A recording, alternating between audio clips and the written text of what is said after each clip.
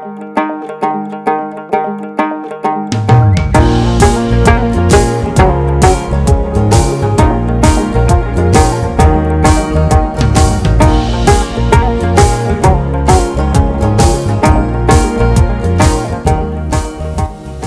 this auspicious occasion of the celebration of 88th birthday of His Holiness the 14th Dalai Lama, the Tibet Museum is delighted to present a brief biography of His Holiness. His Holiness the 14th Dalai Lama Tenzin Gyatso is the spiritual leader of Tibet and was the head of the state until his devolution of political power to the elected leadership in 2011. He was born on 6 July 1935 to a farming family in a small hamlet located in Taksir, Amdo province in the northeastern Tibet. At the age of 2, the child named Hamo Thundup was recognized as the reincarnation of 13th Dalai Lama Thupten Gyatso. On 22nd February 1940, he was formally enthroned at a ceremony in the Potala Palace, Lhasa. His Holiness the 14th Dalai Lama began his monastic education at the age of 5 and at 23 was awarded the Geshe Lharampa degree equivalent to a doctorate of Buddhist philosophy. On 17th November 1950, at the age of 16, His Holiness was called upon to assume full political power following China's invasion of Tibet the previous year. In 1954, His Holiness went to Beijing for peace talks with Mao Zedong and other Chinese leaders including Deng Xiaoping and Zhou Enlai. In 1959, at the age of 24, he was forced into exile in India due to the increasing repression under the Communist Chinese occupation. Since then, he's been living in Dharamsala, northern India, headquarters of the Central Tibetan Administration. After the Chinese invasion, His Holiness appealed to the United Nations on the question of Tibet.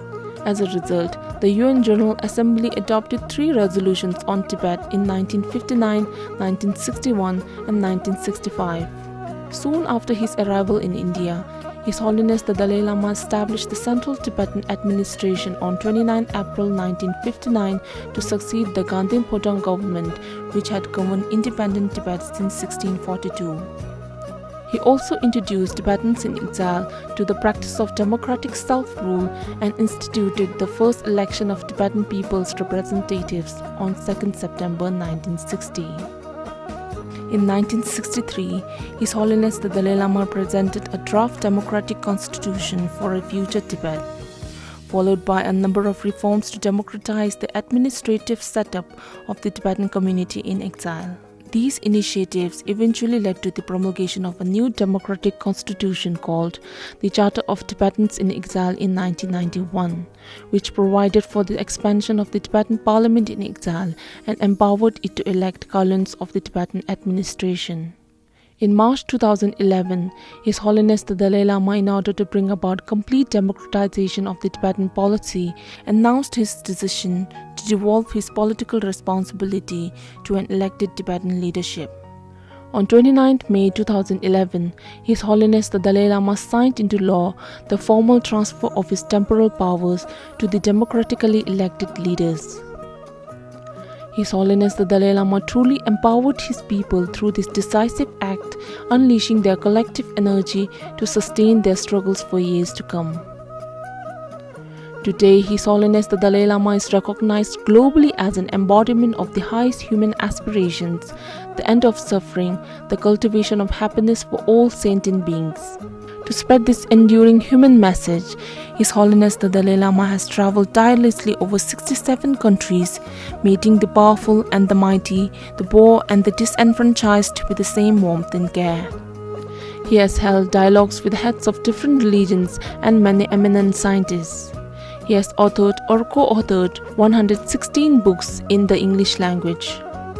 In recognition of these unwavering efforts to spread the message of peace, non-violence, interreligious harmony, universal responsibility and compassion, His Holiness the Dalai Lama has been honored with more than 150 awards and honorary doctorates, including the Nobel Peace Prize in 1989, the US Congressional Gold Medal in 2007 and the Templeton Prize in 2012.